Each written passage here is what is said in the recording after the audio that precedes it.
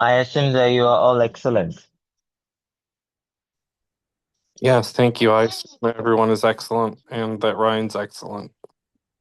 Yes, we are. Thank you. Hello, Ryan. Say I'm excellent. Say I'm excellent. He's busy chewing at the moment. Okay. So, here we are, and this is the final call for our ongoing study of Unburdened. So it's coming to an end today, but the lessons that we've got from it are nowhere near an end for practice. And the last one I'm going to ask you to notice is what you wear on your iron. Beautiful lecture of Neville. My top favorite also is It Is Within. Now, let me share something with you from it.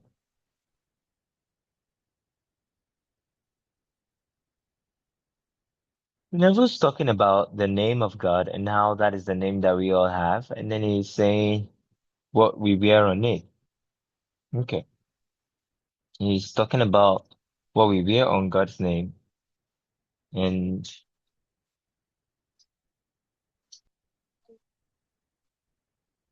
coming.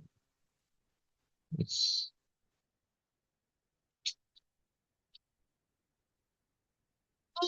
okay. I really do love this lecture. And this is the transcript I got made of it.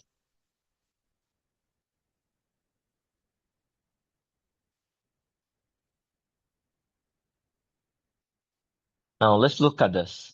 Where I'm going to is actually in the last paragraph, but it started. What he was trying to remember was that exalted position where he saw the whole thing as dead, and he came down in the body of death and completely forgot who he really was. And people are shocked when you tell them that they are Christ.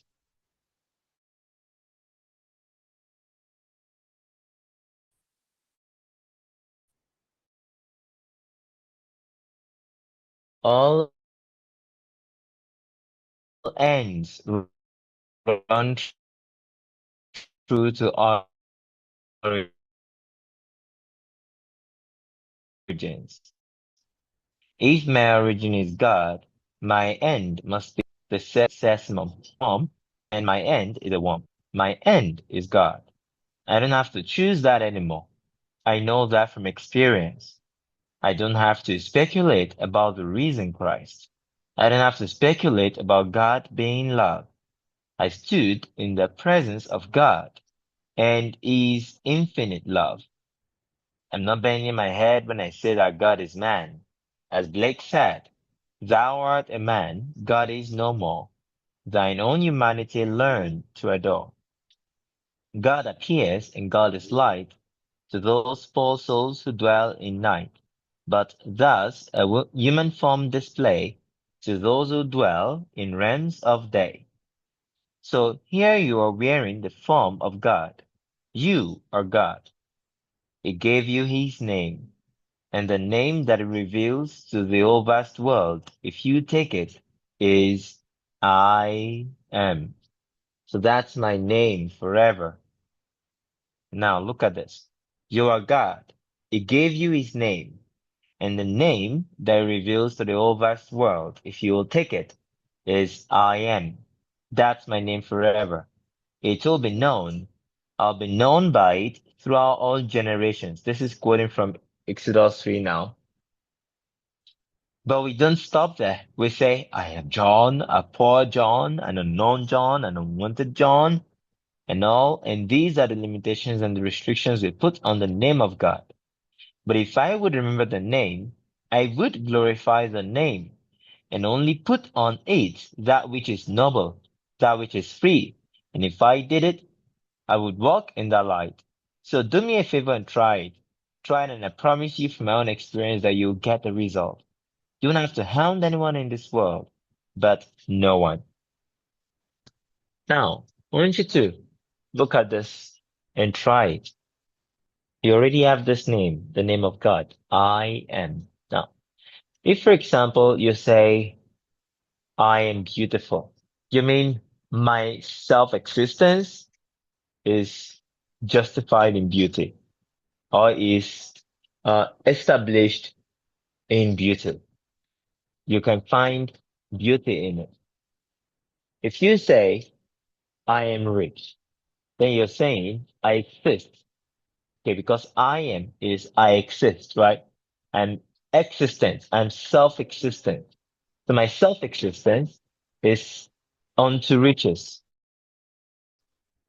If you say I am well-fed, then you're saying my self-existence is unto being well-fed.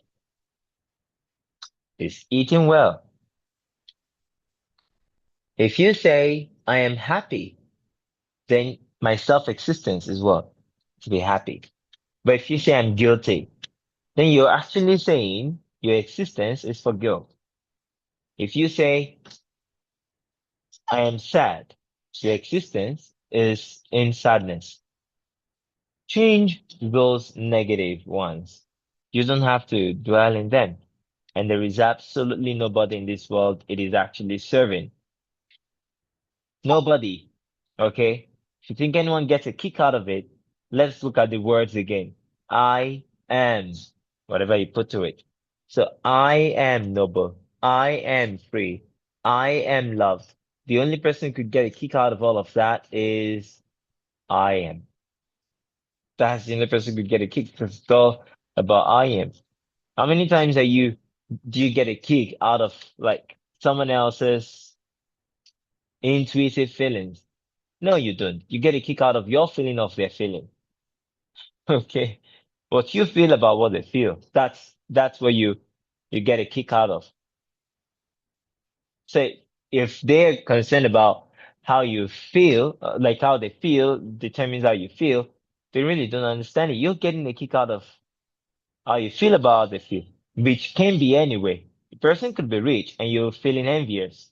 A person could be rich and you're feeling joyful, right? The person is feeling rich. You could feel any of the two ways. The their richness does not mean automatically that you will feel in a certain way based on it. Your feeling is really all by yourself as you want it to be. So make a decision to wear on God's name all that is great, noble, prosperous, loving, powerful. Make a decision to wear only those on God's name, which is your name forever. Also dwell in this consciousness. This is my name forever. You're not a part of God. You're altogether God and God is altogether you. So you can dwell in guilt, in shame, in worry, in fear. You can, as in all things are possible to God, but you can't because you now recognize that you are God and there is that will, nobody else that will like take you out of this state unless you do. You've got to just wake up. Just wake up. There's no process to this. There are no steps, 10 steps or 50 steps or even 3 steps of salvation for this. You've just got to have a moment of deciding. And from the moment that you decide or the moment that you wake, everything else becomes eliminated from that moment on. So wake up and live. Wake up and be God. Wake up and manifest all the freedom, love, power, wisdom, greatness that can properly be worn on the name of God. Look at how we put it. It said, if, if I would remember the name, then I would glorify the name and only put on it that which is noble. Do that. Glorify the name of God. Now, what's the name of God? I am. So glorify it. That is, let it have glory. Put on it things of glory. such as I am great, I am blessed, I am loved, I am treasured, I'm cherished, I'm valued, I'm highly valuable, I am rich, I am wealthy. Yes, it is waking as Jesus Christ. Yes, exactly. From the previous lesson. That's exactly what I was also referencing when I said you can wear any kind of thing on the name of God. You can wear I am limited on the name of God. But if you wake, just wake, then you only wear on it the things that are glorious. That is John 17. John 17. Father, restore unto me the glory which I had with you from the beginning. And that glory leads to eternal life. Now in life there is no death and there are no curses. There is only blessing and there is only life. So it is to awake as Jesus Christ.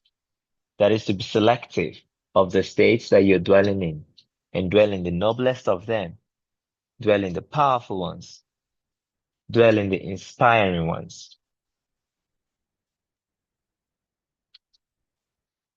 Yeah, that's how you do actually.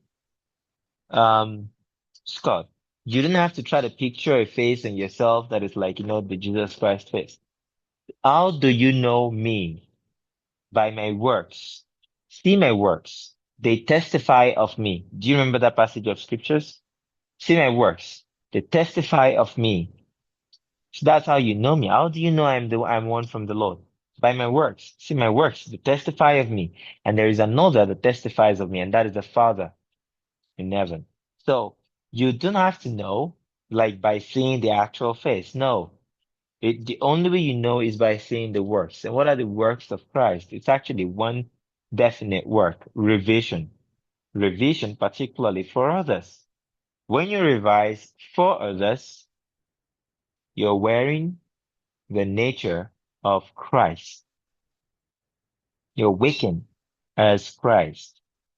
And you could either do that or you could be feeling sorry for them, or be feeling guilty because of them, or be feeling bad for them. So wear the nature of Christ. Understood? Your imaginal acts, deliberate imaginal acts are also working as Jesus. When you're doing deliberate imaginal acts for your ideals, you're working as Jesus.